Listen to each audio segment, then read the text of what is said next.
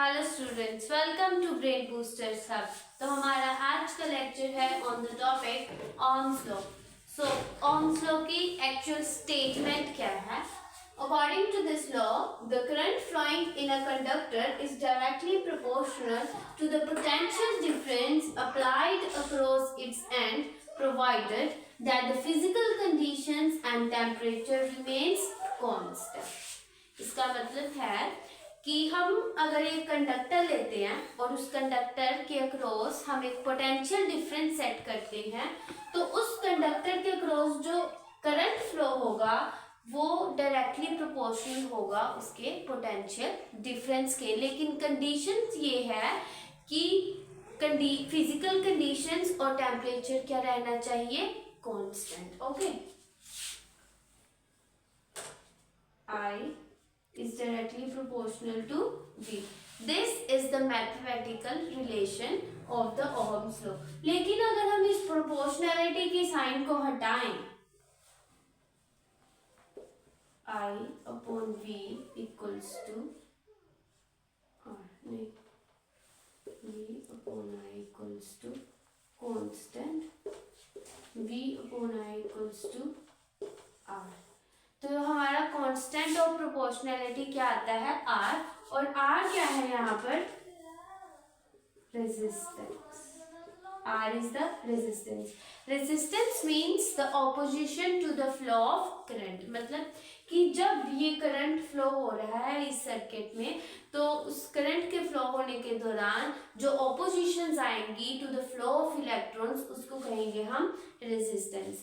तो रेजिस्टेंस की actual definition क्या है अकॉर्डिंग टू ओहम्स लॉ? तो resistance is equal to potential difference when a unit current is passed through it। मतलब कि अगर हम इस सर्किट के अलोंग, इस कंडक्टर के अलोंग अगर हम यूनिट करंट पास करते हैं, हमने V पोटेंशियल डिफरेंस दे दिया इसके एंड्स के अक्रॉस, और इस कंडक्टर में से I इक्वल्स टू 1 एम्पियर पास हो रहा है, तो हमारा रेजिस्टेंस किसके इक्वल आ जाएगा? पोटेंशियल डिफरेंस के। R is equal to V। और रेजिस्टेंस की यूनिट क्या होती है? ओहम। मीन्स रेजिस्टेंस की यूनिट इस फॉर्मूले से देखा जाए तो आपको लग रहा होगा कि पोटेंशियल डिफरेंस की यूनिट होती है वोल्ट, करंट की होती है एम्पियर, तो इसकी यूनिट क्या होगी? Volt ampere inverse. और वोल्ट एम्पियर इनवर्स जो है वो एक साइंटिस्ट के नाम पे इसको यूनिट का नाम दिया गया है, वो है ओहम। और इसका सिंबल होता है ये, इस सिंबल को बोला जाता है ओमेगा। ओके, सो अब नेक्स्ट हमारा टॉपिक है कंडक्टेंस। जैसे हमने रेजिस्टेंस पढ़ा, कंडक्टेंस और रेजिस्टेंस की क्या होती है? बिल्कुल ऑपोजिट।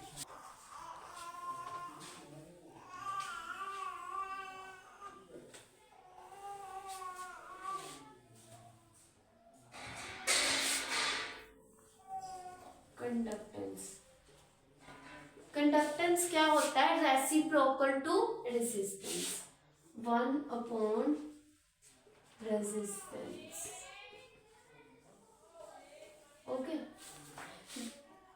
जो हमारा IV ग्राफ होता है, I upon V, that is if we take I on the y-axis current and potential difference V across the x-axis, तो इस ग्राफ का जो स्लोप होगा del I on del V क्या देगा हमें?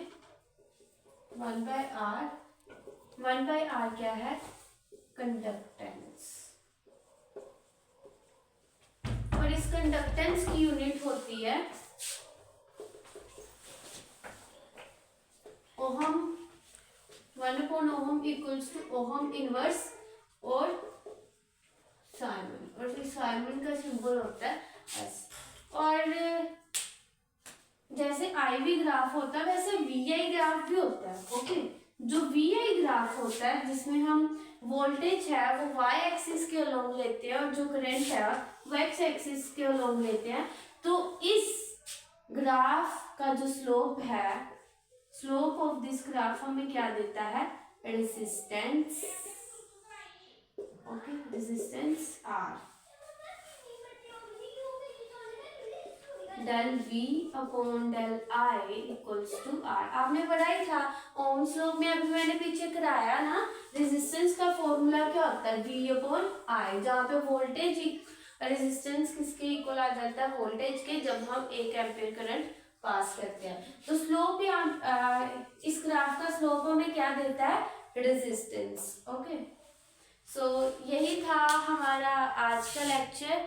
Hope you all have understood. मैं एक बार फिर से आपको सारा रिपीट करवा देती हूँ कि ओम्स लॉ क्या कहता है कि जो करंट होता है एक कंडक्टर में से, जो करंट पास कर रहा है, when we apply a potential difference of V, तो करंट किसके डायरेक्टली प्रोपोर्शनल होता है, पोटेंशियल डिफरेंस के, जब तक टेम्परेचर और कंडीशंस कांस्टेंट रखी जाए। और यही ओम्स लॉ की एक लिमिटेशन भी बन गई कि ओम्स लॉ हर जगह अप्लाई नहीं कर सकते आप। क्यों? क्योंकि यहाँ पर एक कंडीशन है कि टेम्परेचर और फिजिकल कंडीशंस क्या होनी चाहिए, कांस्टेंट। और ओम्स लॉ का मैथमेटिकल फॉर्मूला क्या है, मैंने आपको बताया, V equals to IR, R is the resistance, I is the current and V is the potential difference. ये था उसका मैथमेटिकल इक्वेशन। और हमने नेक्स्ट डिस्कस किया अबाउट द कंडक्टेंस। कंडक्टेंस क्या होता है, रेसिप्रोकल ऑफ रेजिस्टेंस। और IV ग्राफ जो होता है वो हमें क्या देता है, कंडक्टेंस। और जो VI ग्राफ होता है वो हमें क्या देता है, resistance. So this is all about Ohm's law. And video अच्छी लगी हो तो लाइक एंड सब्सक्राइब जरूर करना। Thank you.